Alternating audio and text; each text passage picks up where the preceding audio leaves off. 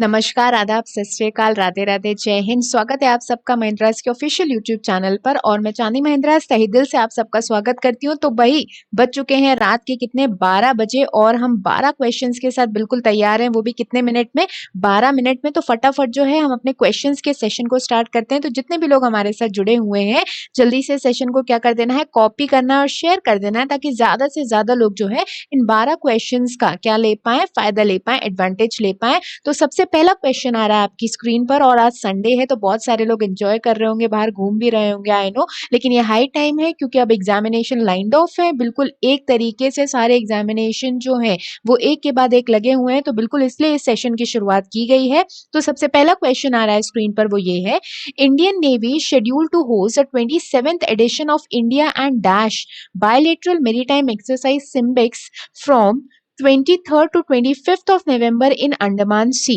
भारतीय नौसेना भारत के 27वें संस्करण की मेजबानी करने वाली बायलेटरल समुद्री अभ्यास सिम्बेक्स 23 से लेकर 25 नवंबर तक अंडमान सागर में करेगी। आपको बताना है कि सिम्बेक्स नाम की जो युद्ध अभ्यास है, सिम्बेक्स नाम की जो एक्सरसाइज है, ठीक है, वो किस किस के देश में है, इंडिया और किस कंट्री के बीच में ये एक्सरसाइज होती है।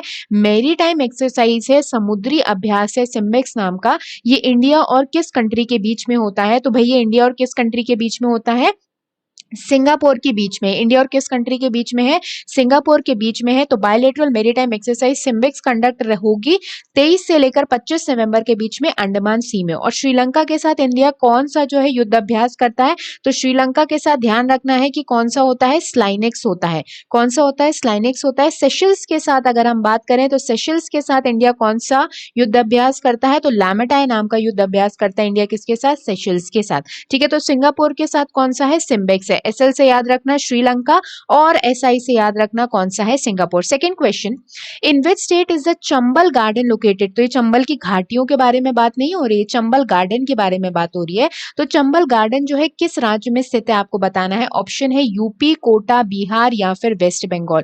तो चंबल गार्डन जो है वो कहां पर लोकेटेड है, कहां पर स्थित है। तो मैं देख रही हूँ बहुत सारे लोग जो है सही आंसर देने लग गए हैं। तो चंबल गार्डन कहां पर लोकेटेड है, बिल्कुल कोटा राजस्थान में लोकेटेड है क्या, चंबल गार्डन। नेक्स्ट आ रहा है अगला question, Betlingchhip is the highest peak of which Indian state. Betlingchhip किस भारतीय राज्य का सर्वोच्च शिखर है। तो आपको बताना है कि बेटलिंग चिप जो है वो किस भारतीय राज्य का सर्वोच्च शिखर है, हाईएस्ट पीक है। ऑप्शन है त्रिपुरा, गोवा, उत्तराखंड या फिर तमिलनाडु। मुझे पता है कि बहुत सारे लोगों के दिमाग में जो है ऑप्शन आ रहा होगा हाईएस्ट पीक के नाम से कौन सा, उत्तराखंड, लेकिन उत्तराखंड आंसर नहीं है। बेटलिंग चिप जो है वो हाईएस्ट पीक है कहाँ की, त्रिपुरा की कही जाती है हाईएस्ट पीक। नेक्स्ट आ रहा है अगला question, the headquarter of which of these organisations is located at France. इनमें से किस संगठन का मुख्यालय जो है वो फ्रांस में स्थित है। तो आपको बताना है कि इनमें से ऐसी कौन सी ऑर्गेनाइजेशंस हैं जिसका हेडक्वार्टर फ्रांस में है, ठीक है। ऑप्शन है इंटरपोल मतलब international police, United Nation International Children Emergency Fund, World Health Organization या फिर Organization of Petroleum exporting Countries OPEC, जो पेट्रोलियम एक्सपोर्टिंग कंट्रीज में शामिल है, पेट्रोलियम को सबसे ज्यादा एक्सपोर्ट करती है। तो फ्रांस में हेडक्वार्टर किसका लोकेटेड है, इंटरपोल का। इंटरनेशनल पुलिस का हेडक्वार्टर कहां पर लोकेटेड है, लियोन में, और लियोन जगह है फ्रांस में। यूनिसेफ का हेडक्वार्टर है यूएन के साथ, मतलब कहां पर, न्यूयॉर्क में। World Health organisation Tedros Adhanom जिसके हेड है और सबसे ज्यादा क्रिटिसिज्म भी सह रहा है, कहां पर है हेडक्वार्टर, जेनेवा में, स्विट्जरलैंड में है। और इंपॉर्टेंट है हमारी कौन सी countries, OPEC countries, organization for petroleum exporting countries, इसका मुख्यालय कहां पर है, वियना में है। और वियना किसकी कैपिटल है, ऑस्ट्रिया की कैपिटल है, ठीक है। तो लियोन फ्रांस में किसका हेडक्वार्टर है, इंटरपोल का मुख्यालय है। Next question, KVIC inaugurates khadi exhibition in Varanasi, high altitude honey from Kashmir and Uttarakhand and woollens hog limelight, who is the chairperson of KVIC. KVIC ने वाराणसी में खादी प्रदर्शनी का उद्घाटन किया। कश्मीर और उत्तराखंड से उच्च ऊंचाई पर हनी और उच्च हॉग लाइमलाइट जो है वो लेकर आया था। इसमें शोकेस की गई, किसमें, एग्जीबिशन में शोकेस की गई। आपको बताना है कि केवीआईसी के अध्यक्ष कौन है। तो केवीआईसी न्यूज में बहुत बना रहता है, khadi and village industries commission है। क्या है, khadi and village industries commission है, जिसे 1956 में बनाया गया था देश में बने खादी के प्रोडक्ट्स को प्रमोट करने के लिए और हैंडीक्राफ्ट प्रोडक्ट जो हथकरघा वाले प्रोडक्ट होते हैं उन्हें प्रमोट करने के लिए। आपको बताना है इनमें से कौन कौन केवीआईसी के अध्यक्ष हैं? Khadi and village industries commission के चेयरपर्सन का नाम। ऑप्शन है राजीव कुमार, विनय कुमार सक्सेना, एनके सिंह या फिर अमिताभ कांत। तो बिल्कुल जो है सही लोग, सब लोग जो है सही आंसर दे रहे हो। केवीआईसी के अध्यक्ष कौन है? विनय कुमार सिन्हा जी हैं, विनय कुमार सक्सेना जी हैं, सॉरी। राजीव कुमार जी कौन है? नीति आयोग के कौन है? वाइस चेयरपर्सन है। एनके सिंह की बात करें तो एनके सिंह जी कौन है? एनके सिंह जो है वो 15th फाइनेंस कमीशन के अध्यक्ष हैं, 15वें वित्त आयोग के अध्यक्ष हैं। और अमिताभ कांत जी कौन है? सीईओ हैं किसके? नीति आयोग के। राजीव कुमार क्या है? नीति आयोग के जो है वाइस चेयरपर्सन है, चेयरपर्सन तो मोदी जी है। और अमिताभ कांत कौन है? सीईओ है नीति आयोग के, मतलब national institution for transforming India. और Khadi and village industries commission के अध्यक्ष कौन है? विनय कुमार सक्सेना जी हैं। Next question, When is the World Fisheries Days observed? विश्व मत्स्य दिवस कब मनाया जाता है? तो इंपॉर्टेंट है वर्ल्ड फिशरीज डे। मत्स्य पालन को बढ़ावा देने के लिए वर्ल्ड फिशरीज डे जो है कब सेलिब्रेट किया जाता है? तो वर्ल्ड फिशरीज डे कब सेलिब्रेट किया जाता है? 21 नवंबर को सेलिब्रेट किया गया। कब किया गया? 21 नवंबर को सेलिब्रेट किया गया वर्ल्ड फिशरीज डे, विश्व मत्स्य पालन, जिसमें बहुत सारे राज्यों को अवार्ड भी दिए गए फिश कैटेगरी में आगे बढ़ने के लिए। नेक्स्ट बात करें, trilateral military exercise SITMEX is between India and which countries? त्रिपक्षीय सैन्य अभ्यास सिटमेक्स भारत और किन देशों के बीच में होता है? ठीक है, तो ट्राइलेटरल मिलिट्री एक्सरसाइज की बात हुई है, सिटमेक्स की बात हुई है, ये भी जो है कंडक्ट हो रही है। सिटमेक्स नाम का जो है अभ्यास मिलिट्री एक्सरसाइज भी चल रही है। तो सिटमेक्स जो है वो इंडिया और किस किस के देश के बीच में एक मिलिट्री एक्सरसाइज है, सैन्य अभ्यास है। ठीक है, ऑप्शन है सिंगापुर एंड थाईलैंड, मतलब इंडिया, सिंगापुर एंड थाईलैंड। ठीक है, Sri Lanka and Thailand, Singapore and Taiwan, या फिर रशिया और थाईलैंड।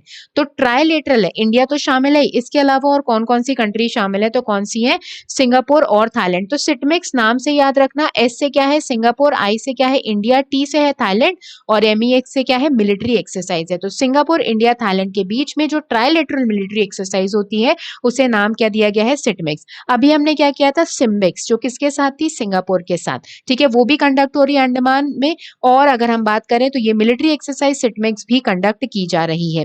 नेक्स्ट आ रहा है अगला question, Mahindra hockey stadium is located in which state? Mahindra hockey stadium जो है किस राज्य में स्थित है? बहुत इंपॉर्टेंट है, खूब न्यूज में बना रहता है। ठीक है, तो महिंद्रा हॉकी स्टेडियम जो है वो किस राज्य में स्थित है? तो एम से ही है वो राज्य, और एम से वो राज्य कौन सा है? वो है महाराष्ट्र। तो महिंद्रा हॉकी स्टेडियम जो है कहां पर लोकेटेड है? भाई महाराष्ट्र में लोकेटेड है। बहुत बढ़िया, very good everyone, perfect. Next question आ रहा है, 49 parallel is the boundary line between which two countries? 49 समांतर कौन से दो देशों के बीच की सीमा रेखा है? ठीक है, तो 49th पैरेलल जो है बाउंड्री लाइन है किन दो कंट्रीज के बीच में, आपको बताना है। ऑप्शन है USA Canada, Poland Germany, Mauritius, Mali, south Korea, north Korea. तो 49 पैरेलल जो है एक समांतर है, कौन से सीमा रेखा है किन दो देशों के बीच में? तो ये बाउंड्री लाइन है किस किस के बीच में? यूएसए और कनाडा के बीच में। तो यूनाइटेड स्टेट्स ऑफ अमेरिका और कनाडा के बीच में बाउंड्री लाइन का नाम क्या है? 49 पैरेलल। नेक्स्ट क्वेश्चन आ रहा है, India housing finance board, India housing finance board या Indiabulls housing finance board approved appointment of Dinabandhu Mohapatra as an independent director of the company for 3 years with effect from 23rd of November. He is the former MD and CEO of which bank? India bulls housing finance ने board ने 23 नवंबर से प्रभावी होने के साथ ही 3 साल के लिए कंपनी के एक स्वतंत्र निर्देशक के रूप में दीनबंधु महापात्रा जी की नियुक्ति को मंजूरी दे दी गई है। आपको बताना है कि ये दीनबंधु मोहपात्रा जी जो है ये किस बैंक के पूर्व एमडी और सीईओ थे। ठीक है, ये जो दीनबंधु मोहपात्रा जी हैं ये किस बैंक के फॉर्मर एमडी और सीईओ थे? ऑप्शन है bank of Baroda, union bank of India, central bank या फिर बैंक ऑफ इंडिया। तो दीनबंधु मोहपात्रा जी एमडी और सीईओ थे किस बैंक के? बैंक ऑफ इंडिया के। किस बैंक के थे? बैंक ऑफ इंडिया के, जिन्हें अब इंडिया बुल्स हाउसिंग फाइनेंस जो गुरुग्राम में लोकेटेड है, ठीक है ना, गुड़गांव गुरुग्राम में लोकेटेड है, उसका क्या बना दिया गया? इन्हें इंडिपेंडेंट डायरेक्टर बना दिया गया है। 23 नवंबर से इफेक्टिव होंगे। कितने सालों के लिए बनाए गए हैं? 3 सालों के लिए बनाए गए हैं। बहुत बढ़िया, वेरी गुड, सब लोग बिल्कुल सही आंसर दे रहे हो। नेक्स्ट क्वेश्चन आ रहा है, Dash made it to the ranking done by Resonance Consultancy Limited and is the only Indian city to feature in the list of cities across the world. It has jumped to 62nd position this year from last time 81. Dash ने resonance consultancy limited द्वारा दी गई ranking में बनाया और दुनिया भर के शहरों में शामिल होने वाला एकमात्र भारतीय शहर बन गया है। पिछले वर्ष ये 81 रैंक के मुकाबले इस वर्ष जो है 62 नंबर के स्थान पर पहुंच चुका है। तो अगर हम बात करें तो केजरीवाल जी ने जो है वहां के लोगों को बधाइयां दी हैं और कहाँ के लोगों को बधाइयां दी हैं भाई, दिल्ली को। ठीक है ना। तो रेजोनेंस कंसल्टेंसी लिमिटेड में जो दिल्ली है वो इंडियन स्टेट बन गया है जिसने लिस्ट ऑफ सिटीज में अपने आप को क्या किया है, इंक्लूड किया है। ठीक है, दुनिया भर के शहरों के सूची में हासिल करने वाला जो है एकमात्र भारतीय शहर बन गया है। ठीक है, तो दिल्ली में बहुत सारी इंडस्ट्रीज की वजह से जो है ये रैंक हासिल किया गया है, किसके द्वारा, दिल्ली के द्वारा। नेक्स्ट आ रहा है last question. RBI founds PNB Sodexo and Dash for flaunting regulatory norms. RBI ने पीएनबी सुडेक्सो और डैश के ऊपर जुर्माना लगाया है। तो आरबीआई ने फाइन किया है पीएनबी को, पंजाब नेशनल बैंक पर फाइन लगाया। सुडेक्सो आप जो है कार्ड पेमेंट करते होगे तो बहुत बार आपने जो है शॉप्स पर देखा होगा सुडेक्सो के कार्ड भी जो है वो एक्सेप्टेबल है। इसके अलावा ऐसा कौन सा इनमें से है जिसे आरबीआई ने रेगुलेटरी नॉर्म्स, मतलब जो आरबीआई के रूल्स एंड रेगुलेशन थे उसे ना मानने की वजह से उन पर जुर्माना लगाया है। तो पीएनबी तो है ही, सुडेक्सो पर तो लगा ही और साथ ही साथ किस पर भी लगाया भाई, फोन पे पर भी लगाया। तो देख लेते हैं। तो आरबीआई की अगर हम बात करें तो आरबीआई जो है उसने टोटल पेनाल्टी लगाई है 5.78 करोड़ की 6 फर्म्स पर। कितनी फर्म्स पर लगाई है, 6 फर्म्स पर। ठीक है, आरबीआई के रूल्स रेगुलेटरी नॉर्म्स को फॉलो ना करने की वजह से, जिसमें से सुडेक्सो पर सबसे ज्यादा फाइन लगा है 2 करोड़ का। इसके अलावा फोन पे पर 1.39 करोड़ का, मुथूट व्हीकल, ठीक, इसके अलावा quick clever solutions, Punjab national bank, Delhi metro, ये ऐसी 4 एंटिटीज और रही हैं जिस पर आरबीआई ने फाइन लगाया। तो आरबीआई ने टोटल जो है 6 एंटिटीज पर फाइन लगाया है, जिसमें से पीएनबी सुडेक्सो जो है फोन पे रही, मुथूट व्हीकल रही, क्विक क्लेवर रही, Punjab national bank, Delhi metro corporation limited रहा। कितने अमाउंट की पेनाल्टी लगी है भाई, 5.78 करोड़ की इन 6 फर्म्स पर आरबीआई ने पेनाल्टी लगाई है। लोन टू वैल्यू रेशियो, इसके अलावा पैन कार्ड जो है वो ना लेना कस्टमर्स के गोल्ड लोन्स देने पर। ठीक है, जो गोल्ड लोन के बदले जो गोल्ड रखा गया है उस पर जो है वेरिएशंस आए हैं, उस पर जो है कहा गया है कि वो गलत है। तो ऐसे बहुत सारी चीजें हुई हैं जिस वजह से आरबीआई ने इन 6 फर्म्स पर क्या लगाई है, पेनाल्टी इंपोज की है, टोटल 5.78 करोड़ की। तो आज के जो है 12 क्वेश्चंस हमने कंप्लीट कर लिए हैं और 25 नवंबर मतलब वेडनेसडे से हमारे 2 अपकमिंग बैचेस हैं, 325 सीजीएल सीएचएसएल और 123 हम आईबीपीएस पीओ क्लर्क का बैच लेकर आने वाले हैं। तो आप लोग जल्दी से जो है mahindras.org की वेबसाइट से विजिट करके अपने बेसिक बैचेस को क्या कर सकते हैं, स्टार्ट कर सकते हैं।